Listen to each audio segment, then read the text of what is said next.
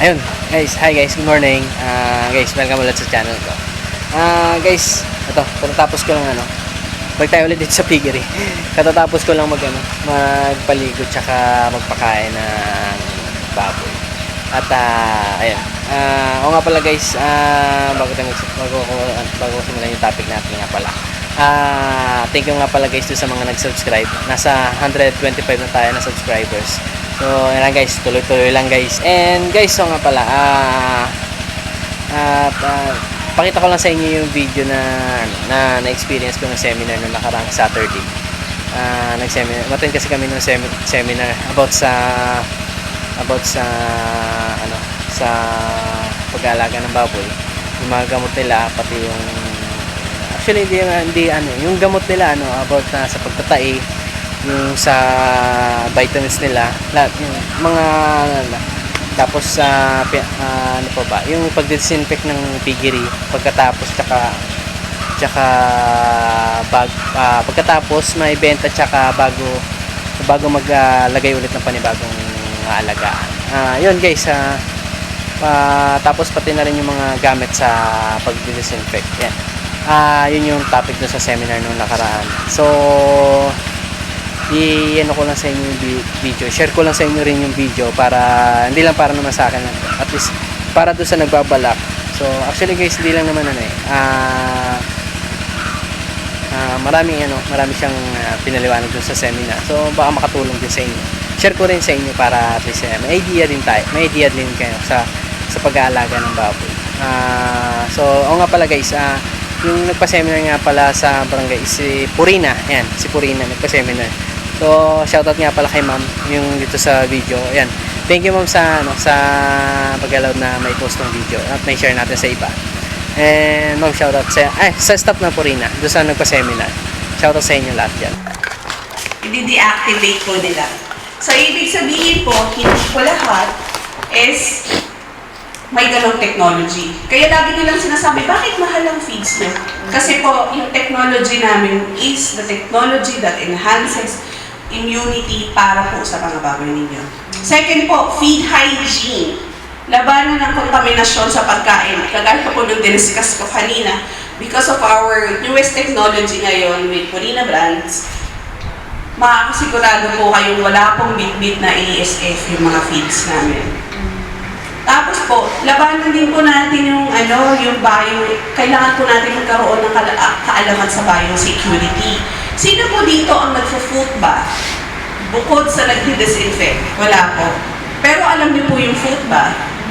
Hindi. Dati po nung kasagsagan ng COVID,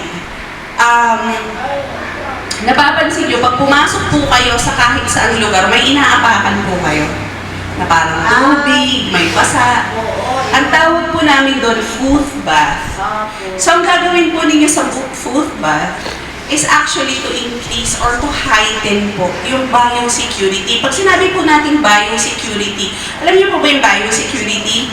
It is our safety against biohazards in our environment. Pag biohazard yan yung bacteria, virus, at kung ano-ano pa.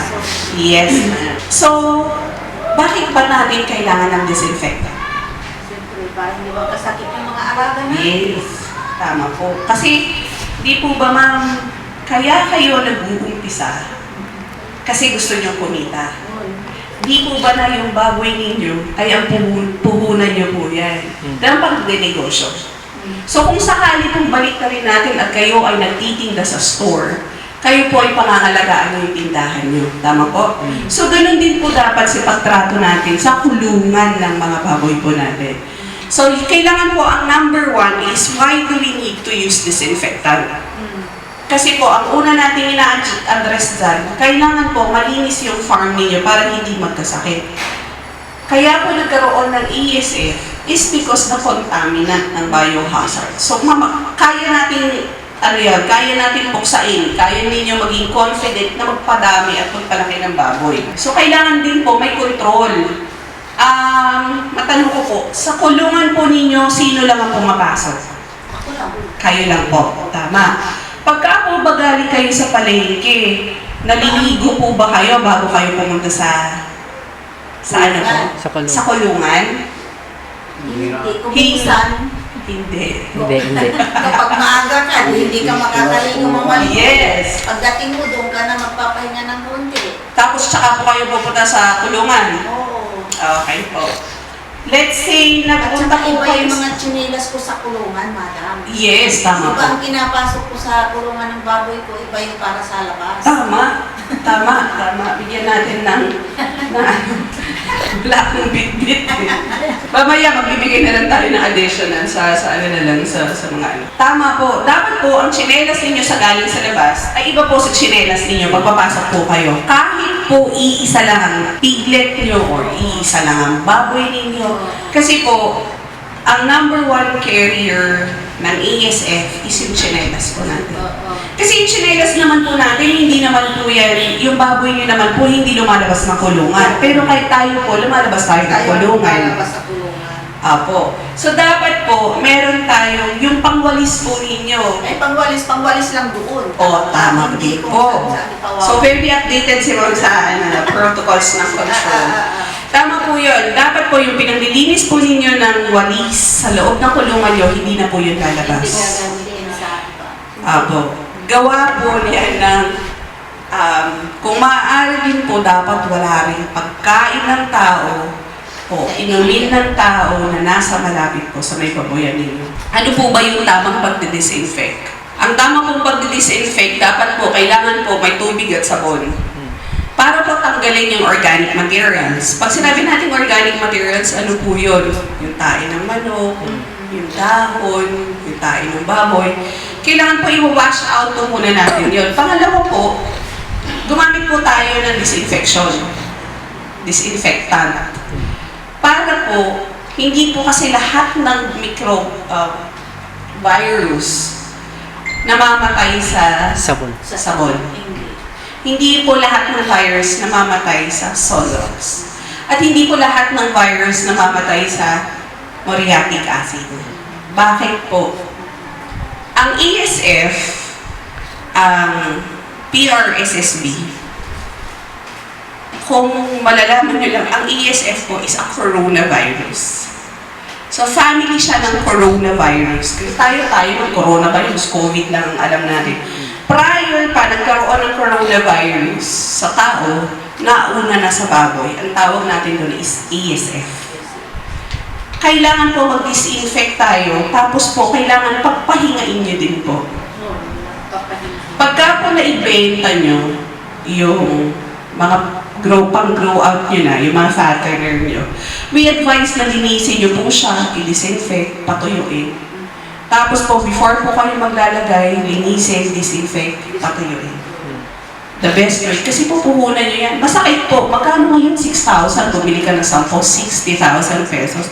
Mawawala lang po dahil may sakit ng baboy. All those, kaya po natin siyang i-prevent. Right now, meron po kami disinfectant. Tawag po namin dito, Aldecol 03.